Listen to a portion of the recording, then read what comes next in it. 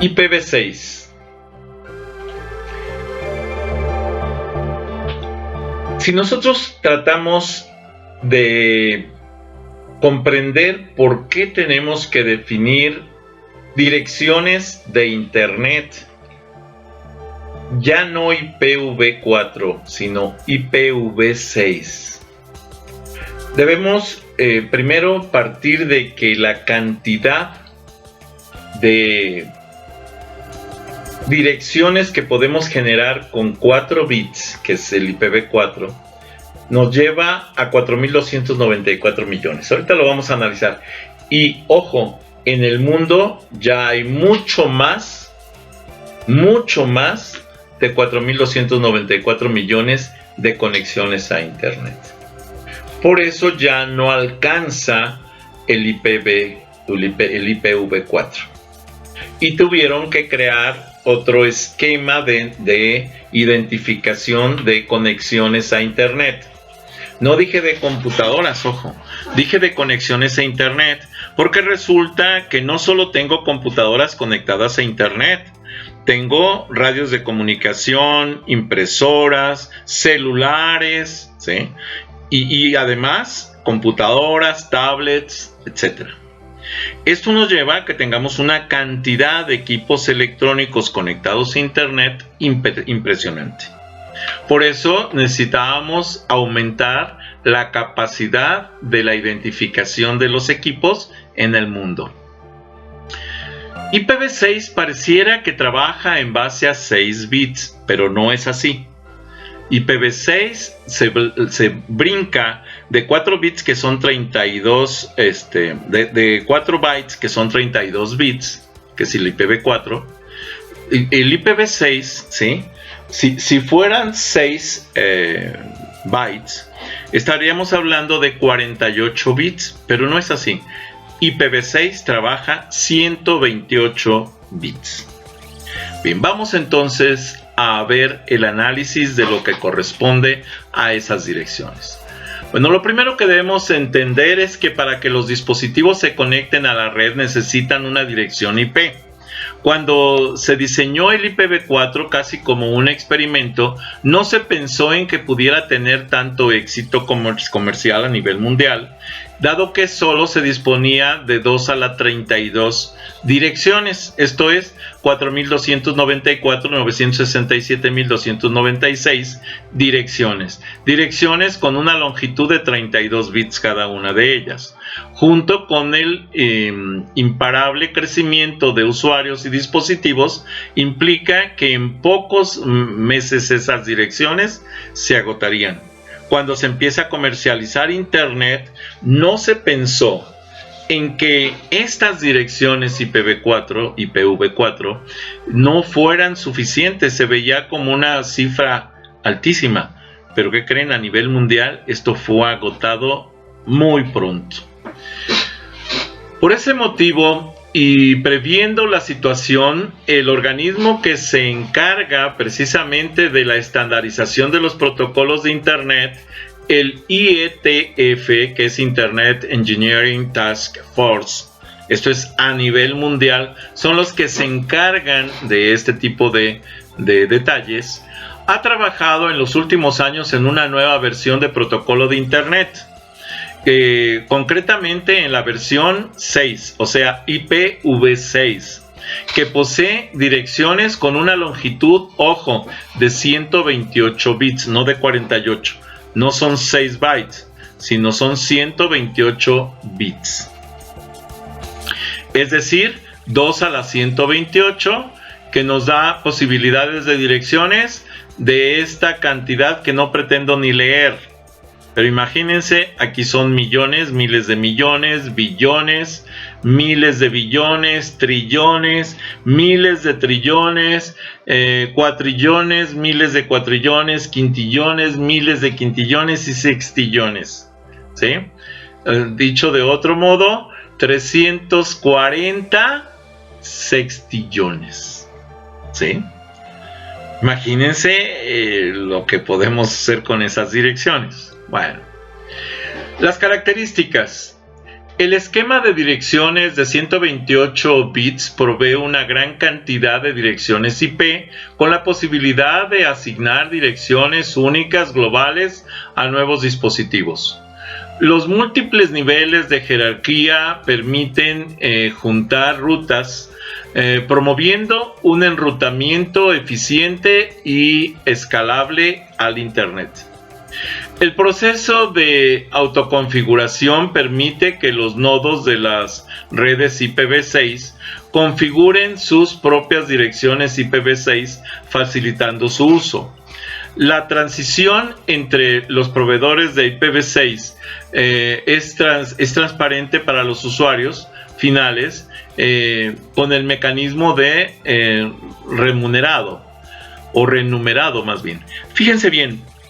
Yo trabajo la versión IPv4 en mi equipo, en mis redes locales, pero cuando salgo a internet, mi computadora le pone una renumeración basada en 128 bits y así me identifica por zona, por país, por área, por comunicación, etc. La difusión ARP es reemplazada por el uso del multicast en el link local. El encabezado de IPv6 es más eficiente que el IPv4 y tiene menos campos y se elimina la suma de la verificación del encabezado. Puede hacerse en diferenciación del tráfico utilizando los campos del encabezado.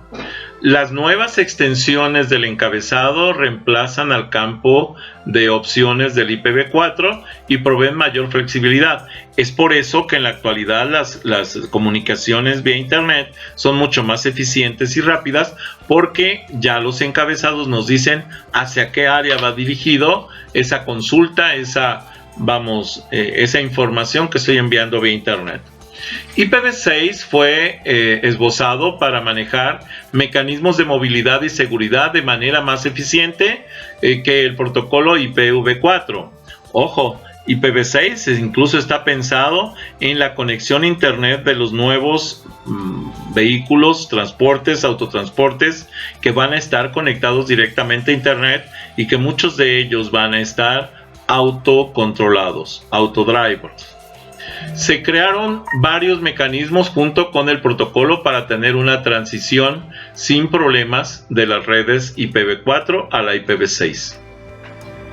Los tipos de direcciones de IPv6 se manejan como unicast, multicast, anycast, ¿sí? Loopback sin especificar. Y entonces vamos a ver lo siguiente. El unicast se utiliza únicamente para identificar la interfaz del nodo IPv6. Un paquete enviado a una dirección unicast es entregado a la interfaz identificada por esta dirección. El multicast se utiliza para la identificación de un grupo de interfaces IPv6. Un paquete enviado a esta dirección multicast es procesado por todos los miembros de un grupo multicast. Si ustedes lo ven en términos de redes, esto es precisamente lo que conocemos como broadcast. Esto es por difusión. Aquí se difunde a todos los miembros de una red. Aquí se manda el paquete directo como una especie de token bus, token ring, que nos lleva a un paquete específico para un destino específico. El anycast se asigna para múltiples interfaces, usualmente en múltiples nodos. Un paquete enviado a una dirección anycast es entregado a una de estas interfaces, usualmente la más cercana. Puede ser recibido por cualquiera. El loopback en IPv6 se representa por el formato preferido por el prefijo, y viene aquí un prefijo, y en formato comprimido por el 1, y entonces solamente se ponen estos puntitos. Esto significa que es todos ceros excepto el último 1. Cuando se dice que es sin especificar, es una dirección unicast sin asignar a alguna interfaz, indica la ausencia de la dirección y es usada para propósitos especiales. Es representada en formato preferido con el prefijo nada más dos puntos, que significa que no tiene ninguna especificación de dirección. Miren, hay que tener cuidado. Este tipo de si ustedes llegan a recibir correos con este tipo de detalles, esto mucho significa ataques de virus, porque son direcciones no especificadas de red. Formato de direcciones de enlace local y sitio local. Entonces tenemos la dirección de enlace local, ¿sí? Aquí tenemos 10 bits para la identificación de la dirección del lugar, país, estado, ciudad, ¿sí? Luego tenemos 54 bits que corresponden a lo que es los datos que podemos enviar, y el identificador de la interfaz, que son 64 bits. Entonces con esto conformamos una estructura de dirección de enlace local. Ahora, si tenemos una dirección de sitio local, entonces tenemos 10 bits para la identificación de lo que es el enlace local, más 32 bits de lo que es identificación de un sitio, y luego el identificador de la subred y el identificador de la interfaz. Entonces esta es la manera en la que podemos tener la información directa. Ahora, el prefijo FE80 identifica una dirección en el enlace local, y el prefijo FECO que identifica un sitio local, ambos en hexadecimal. Ojo, todos estos códigos que ustedes ven aquí son códigos hexadecimales. Cada uno de ellos está conformado por 4 bits. Las reglas de utilización.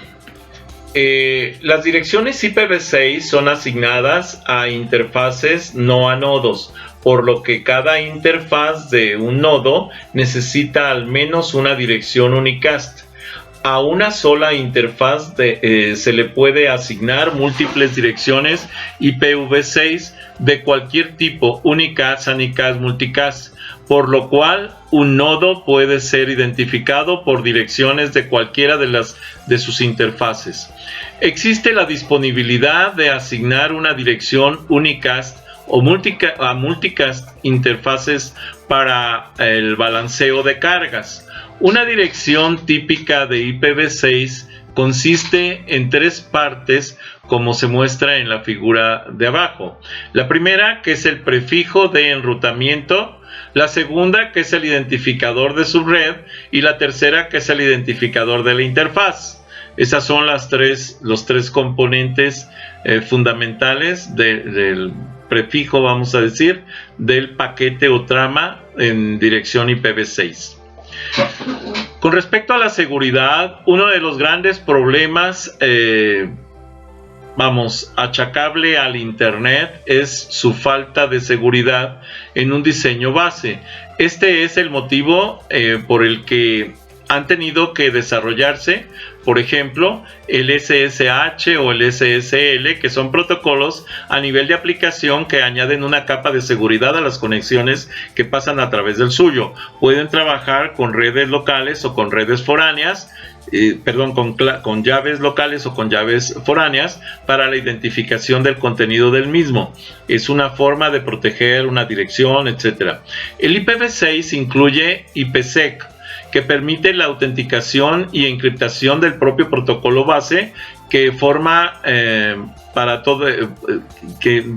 que todas las aplicaciones se pueden beneficiar de ello. Entonces esto es una forma, el IPsec encripta la información, o sea, lo oculta para que no pueda ser leída directamente.